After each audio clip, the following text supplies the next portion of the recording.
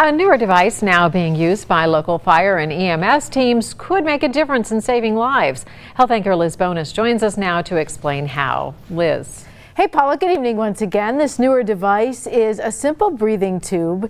It looks like something she's working on right here. And with the help of the emergency medicine team at Mercy Health-Clermont County and the Central Joint Fire and EMS District in Batavia, we show you just how it is improving the odds of survival.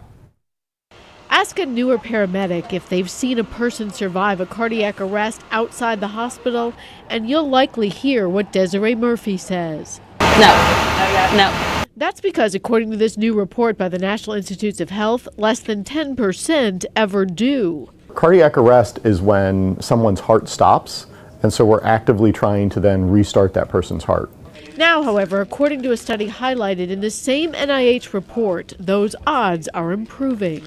What this study shows us is that small changes in how we handle an airway have significant outcome differences.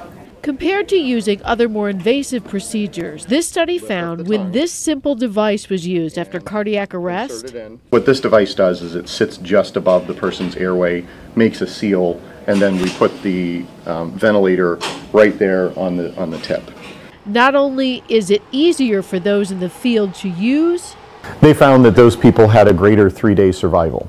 The team here says it's because it can be used anywhere it's needed by almost anyone trained. Everything from the field, pulling somebody out of a car and working them there in the ditch line, to somebody's home, to nursing homes.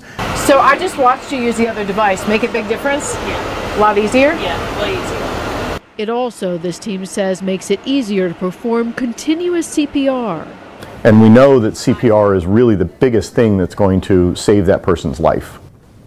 Now they gave me a few samples of these so you can see a difference. So rather than you having to do this elaborate thing which opens the airway with this and then hooks up a bag and all the rest of it, just using this simple one, improve the odds.